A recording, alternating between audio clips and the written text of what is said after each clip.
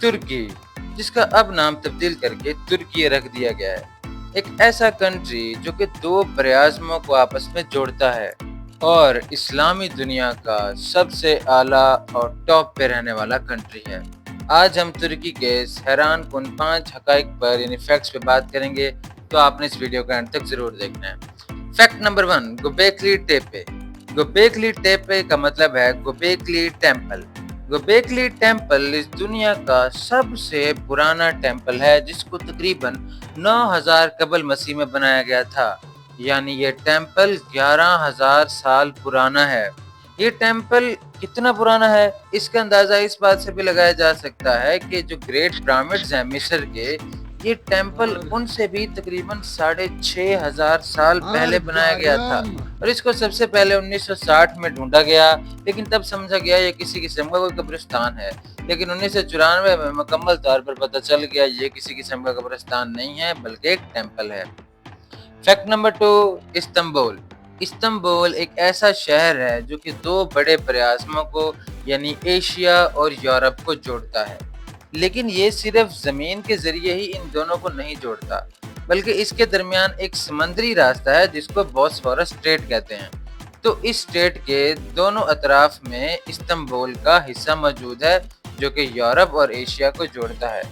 ایک بہت بڑا مسکنسیپشن یہ ہے کہ استنبول کو ترکی کا کیپٹل سمجھا جاتا ہے، جبکہ ایسا نہیں ہے، ترکی کا کیپٹل انقرہ ہے۔ Fact number 3، Santa Claus. West کا ایک بہت بڑا ٹریڈیشن رہا ہے کہ اس میں ایک سینٹا کلاس آتا ہے جو کہ چمنی کے ذریعے یا ونڈوز کے ذریعے گفٹس دیتا ہے اور جو لوگوں کو ضرورت ہوتی ہے وہ پہنچاتا ہے۔ بیسیکلی یہ تھے سینٹ نکلس، جس کے بعد سینٹا کلاس کا ایک کیریکٹر ابھرا۔ ان کی پیدائش بھی ترکی کے علاقے پٹارا میں ہوئی تھی تقریباً 270 میں۔ سینٹ نکلس جو تھے وہ غریبوں کی مدد کیا کرتے تھے، چمنیز کے ذریعے وہ چیزیں دیا کرتے تھے جن کی ان کو ضرورت ہوتی تھی، اور اسی طرح سے سینٹ نکلس ترکی میں ہی ان کی وفات ہوئی۔ اس کے بعد چونکہ وہ ایک عیسائی تھے، لہٰذا یہ ٹریڈیشن جو ہے پھر وقت کے ساتھ ساتھ ویسٹ میں بڑھتا گیا۔ فیکٹ نمبر 4، آیا صوفیہ۔ آیا صوفیہ اس دنیا کے سب سے بڑے وانڈرز اور سب سے خوبصورت ترین عمارتوں میں سے ایک ہے، اور اس کی تاریخ بھی بہت ہی دلچسپ ہے۔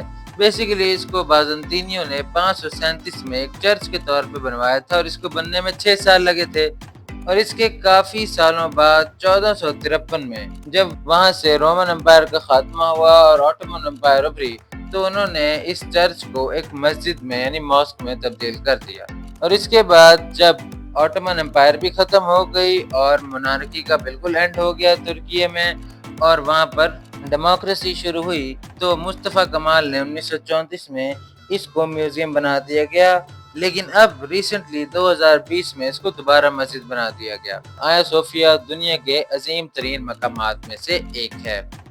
Fact number 5، Noah's ark. جیسا کہ ہم سب جانتے ہیں حضرت نوح علیہ السلام اور اس کشتی کے بارے میں کہ کس طرح سے اللہ کا عذاب نازل ہوا، اور انہوں نے حضرت نوح کو پہلے سے بتا دیا تھا، لہٰذا وہ جانوروں کو اور انسانوں کو لے کے اس کشتی میں بیٹھ گئے۔ کہا یہ جاتا ہے کہ جو ان کی کشتی ہے وہ ترکی جا کے رکی۔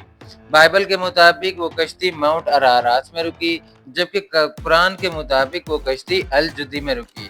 یہ دونوں الگ جگہ ہیں لیکن دونوں ہی ترکی میں موجود ہیں، لہٰذا اس لیے بھی ترکی کو امپورٹنس دی جاتی ہے۔ تو دوستوں یہ تھے عظیم ترین اسلامک اسٹیٹ ترکی کے چند بہت ہی شاکنگ اور ریئر فیکٹس۔ نیکسٹ ویڈیو میں مزید کنٹریز کی فیکٹس کے بارے میں بتاؤں گا، تب تک کے لیے اللہ حافظ۔